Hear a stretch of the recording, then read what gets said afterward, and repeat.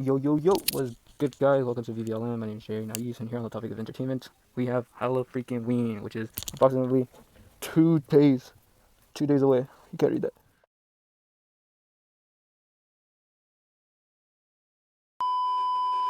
2 days away. Okay, and to start things off, in 2025 this year, the U.S. households plan to celebrate Halloween, this year, and they're planning to spend roughly $192 for each family. I know it's insane. Mainly the main candy that's being distributed is the candy called Crunch. It's chocolate. They're really spending a lot of money on that. Across the board, there's an increase in inflation within the cost in candy. For costumes and decorations for Halloween, as well as more trick or treating. For families to be going out and getting more candy, waiting to fill up their bowls. And this is great because another year goes by. We're spending Halloween. It's really cool and everything. And props to people who are gonna be celebrating Halloween or not. But also this is a promotional video. Tuned In Club. I'm the secretary of that club. We're gonna be doing the bake sale continuation at the Coffee Tech after school. We'll see you guys there at 4 p.m.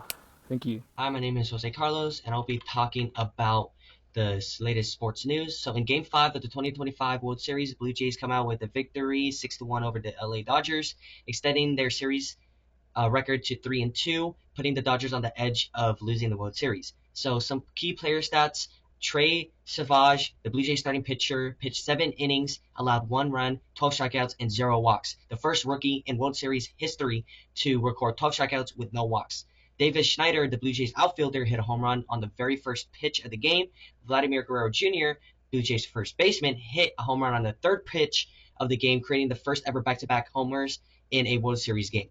Blake Snell, the Dodgers starting pitcher, gave up at least the 2 early home runs, allowed 5 runs over 6 2/3 innings, and issued 4 walks. Me personally, I am a Giants fan, so I don't like the Dodgers at all. So I hope the Blue Jays win this, end it in Game 6. But if not, I do believe that the Blue Jays would win it in 7.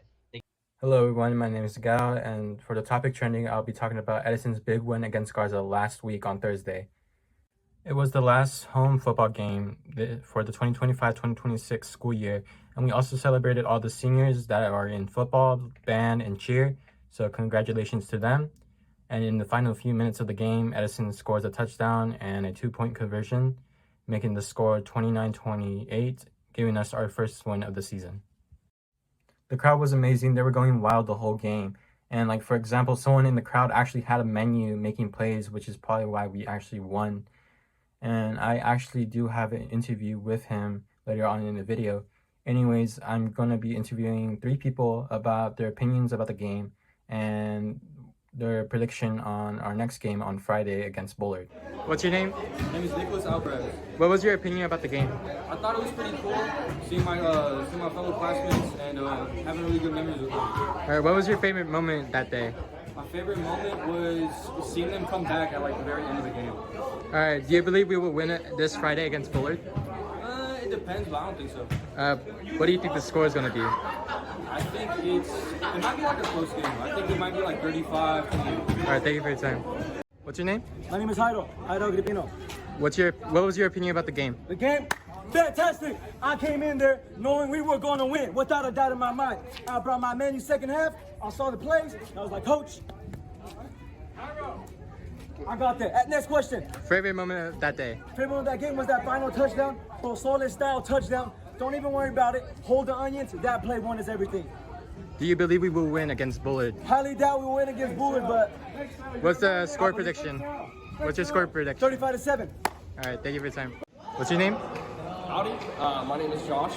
All right, what's your opinion about the game? The game last week? Yeah, last week. Oh no, it was fire, bro. We crushed the other team, and I think it's all because of Jairo's amazing coaching ability. You should have seen him out there, bro. He was amazing. All right, what was your favorite moment that day? Favorite moment of the game? Yeah, favorite moment. I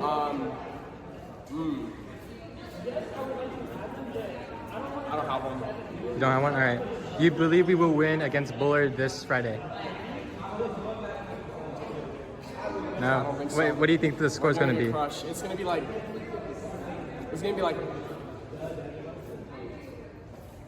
200-0. All right. 200-0. Thank you for your time. Hey, welcome back to BBL. My name is Jerry, and here on the topic of social justice, we are now transitioning to what the American Civil Liberties Union, or ACLU is doing, and what they're doing is they're suing the Medford Police Department for them doing suspicious activity. And to go further in depth on that, the Medford Police Department in Oregon is being accused of surveilling activists and organizations working on racial and social justices, even though they're not really doing no criminal activity. And the Oregon State is trying to prohibit law enforcement to collect all this data about these organizers because it's basically violating their own legal rights. And in a way, it is impacting a lot of communities. We have communities on like LGBTQ rights or people of like immigration status, racial justice, housing justice, as well as abortion rights. This really illustrates how social justice activism can come under such shade, as law enforcement is kind of investigating them. And in my opinions, this is horrible. I don't know why the law enforcement is going to such activities when they have bigger concerns, mainly about catching criminals, but they're over here collecting data about activists. That isn't right. That shouldn't happen to anyone. This is really bad. But thank you anyways for listening to my stories. Hi, I'm Jose Carlos. I'm back to talk to you about the latest education news. So in Broward County in Florida, public schools lost about 10,000 students in just 1 year. That's roughly a 4.7% drop.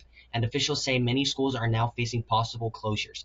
To respond, the district launched its Redefining Our Schools plan, which includes program expansions like robotics and free associate degree pathways to keep families engaged. Meanwhile, nationally, this kind of enrollment decline is fueling bigger concerns about funding, school choice pressure, and how public schools stay competitive. That's your update. Thanks for watching. Hello everyone, my name is Miguel, and for the topic politics, I'll be speaking about what's going on in the White House currently. As many people know, Trump destroyed part of the White House to build himself a nice little ballroom.